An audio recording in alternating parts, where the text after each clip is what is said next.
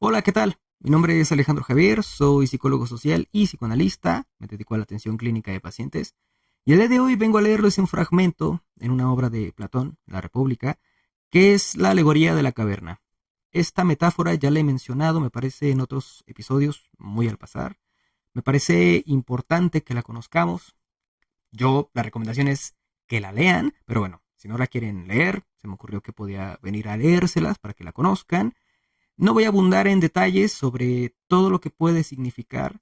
Creo que para esto ya hay quien puede hacerlo bastante mejor que yo. Hay un canal en YouTube que se llama Adictos a la Filosofía, que justamente tiene un video dedicado a analizarla, explorar cuatro diferentes significados para todo lo que puede aportar a la reflexión esta alegoría, esta metáfora de Platón. Mi intención es simplemente marcar un punto de partida para poder empezar a reflexionar un aspecto que quiero presentarles en los siguientes episodios, que es esta relación tan intricada entre nuestras fantasías y la realidad. Esta pregunta de si se pueden separar, que ya voy contestando que no creo que tanto, este carácter siempre inasible, muy escapable de la realidad como tal, si es que eso existe. No me refiero, por supuesto, a la realidad física que habitamos, y quizás sea importante mencionarlo. No, más bien a nuestra realidad psíquica. Y para llegar a un punto que me parece todavía más interesante, que es cómo nuestras fantasías van a configurar, me parece que siempre, en una medida importante, esa realidad que vivimos todos los días. Estas fantasías en cuanto a producción de sentidos. Pero no me voy a detener en esto, hoy simplemente quiero hacerles la lectura de la alegoría de Platón y bueno, vamos a ello.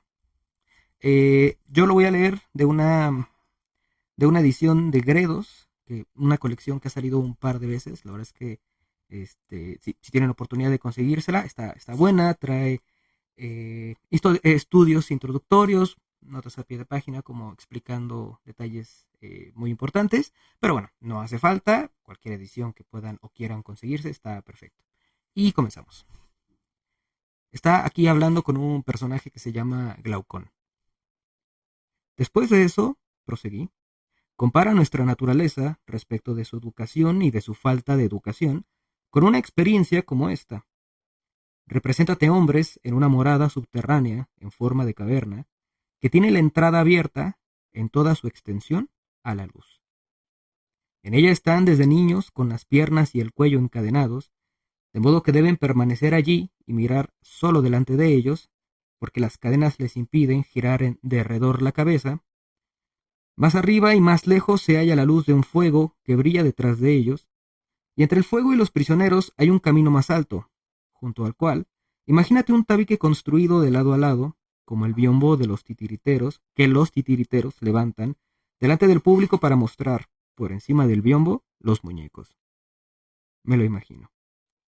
Imagínate ahora que, del otro lado del tabique, pasan sombras que llevan toda clase de utensilios y figurillas de hombres y otros animales, hechos en piedra y madera y de diversas clases. Y entre los que pasan, unos hablan y otros callan. Extraña comparación haces, y extraños son esos prisioneros. Pero son como nosotros.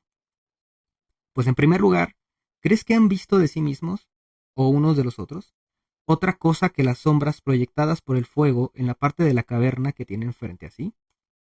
Claro que no, si toda su vida están forzados a no mover la cabeza. ¿Y no sucede lo mismo con los objetos que llevan los que pasan del otro lado del tabique? Indudablemente. Pues entonces, si dialogaran entre sí, ¿no te parece que entenderían estar nombrando a los objetos que pasan y que ellos ven?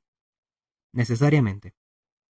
Y si la prisión contara con un eco desde la pared que tienen frente a sí, y alguno de los que pasan del otro lado del tabique hablara, ¿no piensas que creerían que lo que oyen proviene de la sombra que pasa delante de ellos? Por Zeus que sí. Y que los prisioneros no tendrían por real otra cosa que las sombras de los objetos artificiales transportados. Es de toda necesidad. Examina ahora el caso de una liberación de sus cadenas y de una curación de su ignorancia. ¿Qué pasaría si naturalmente les ocurriese esto? Que uno de ellos fuera liberado y forzado a levantarse de repente, volver el cuello y marchar mirando a la luz, y al hacer esto sufriera y a causa del encandilamiento fuera incapaz de percibir aquellas cosas cuyas sombras había visto antes. Aquí me voy a tener un momento para hacer un señalamiento que de hecho yo no, yo no me percaté de ello hasta que vi el video que les acabo de recomendar, donde no menciona, y me parece interesante, nunca dice que los prisioneros o que el prisionero que se libera lo haga solo. Hay alguien que lo libera primero y que casi lo arrastra a ir hacia la luz, como ya veremos más adelante. Y no sé, me parece interesante esa reflexión para pensar en este asunto de que no tenemos que hacer las cosas siempre solos. Es más, de que a veces no podemos hacerlas solos. Es más, y es un punto que creo que Platón profundiza después, a veces nos medio fuerzan un poquito a ir hacia algún tipo de luz. Continúa. ¿Qué piensas que respondería si se le dijese que lo que había visto antes eran fruslerías y que ahora, en cambio, está más próximo a lo real, vuelto hacia cosas más reales y que mira correctamente? Y si se le mostrara cada uno de los objetos que pasan del otro lado del tabique y se le obligara a contestar preguntas sobre lo que son, ¿no piensas que se sentiría en dificultades y que considerará que las cosas que antes veía eran más verdaderas que las que se le muestran ahora? Mucho más verdaderas.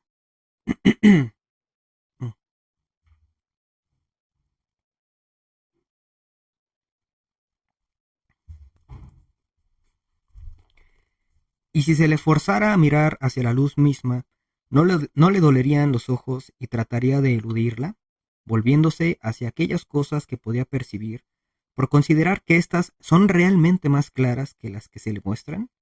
Así es. Y si a la fuerza se lo arrastrara por una escarpada y empinada cuesta, sin soltarlo antes de llegar hasta la luz del sol, ¿no sufriría acaso y se irritaría por ser arrastrado y, tras llegar a la luz, tendría los ojos llenos de fulgores que le impedirían ver uno solo de los objetos que ahora decimos que son los verdaderos? Por supuesto, al menos inmediatamente. Necesitaría acostumbrarse para poder llegar a mirar las cosas de arriba. En primer lugar, miraría con mayor facilidad las sombras, y después las figuras de los hombres y de los otros objetos reflejados en el agua, luego los hombres y los objetos mismos. A continuación, contemplaría de noche lo que hay en el cielo y el cielo mismo, mirando la luz de los astros y la luna más fácilmente que, durante el día, el sol y la luz del sol. Sin duda. Finalmente, pienso, podría percibir el sol no ya en imágenes en el agua o en otros lugares que le son extraños, sino contemplarlo como es en sí y por sí, en su propio ámbito. Necesariamente. Después de lo cual concluiría, con respecto al sol, que es lo que produce las estaciones y los años, y que gobierna todo en el ámbito visible, y que de algún modo es causa de las cosas que ellos habían visto. Es evidente que, después de todo esto, arribaría a tales conclusiones. Otro comentario como curiosidad. Ni Platón no... Pareciera que realmente no le interesa preguntar las cosas. O, al menos, no que le interesa tu genuina respuesta. Generalmente conduce la pregunta con la respuesta que espera escuchar. Un poquito como para que evites entrar en confrontación con él. Y sus interlocutores generalmente ofrecen siempre alguna idea, pero muchas veces es una cuestión de confirmarle lo que dice. Nada, es un comentario curioso.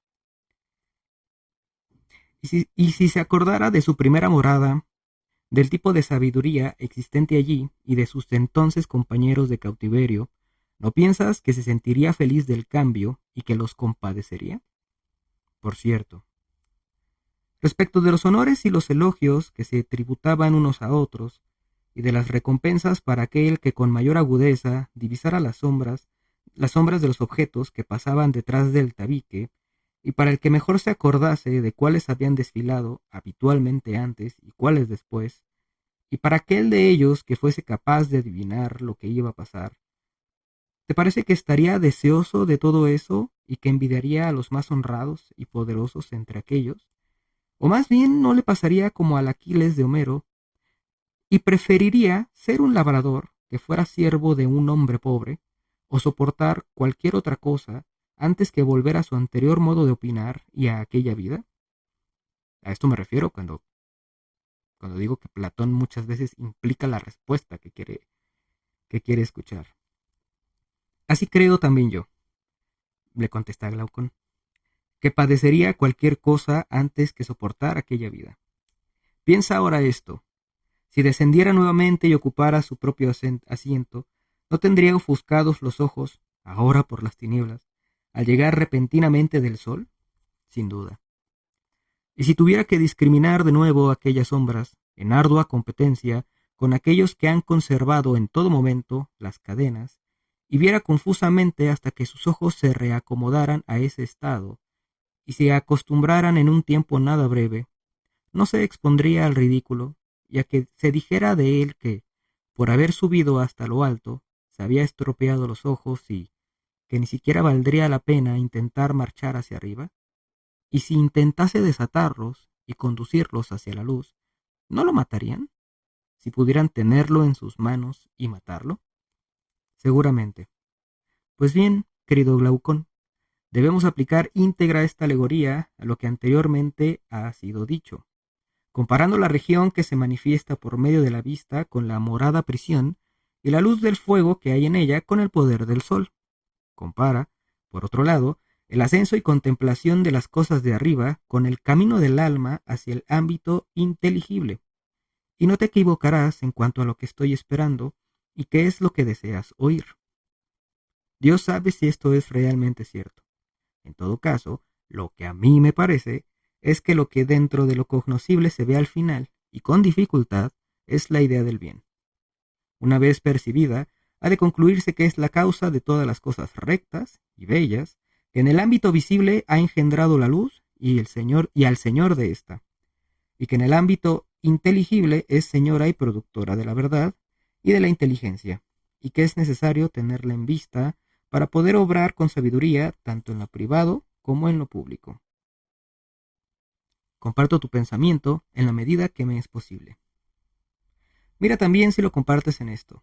No hay que asombrarse de que quienes han llegado allí no estén dispuestos a ocuparse de los asuntos humanos, sino que sus almas aspiran a pasar el tiempo arriba, lo cual es natural. Si la alegoría descrita es correcta, también en esto. Aquí termina la parte que quiero leerles sobre la metáfora, sobre esta alegoría de la caverna. Platón continúa explorando, haciendo preguntas, invitando a reflexiones, pero bueno, esta es únicamente la parte que yo quería leerles a ustedes.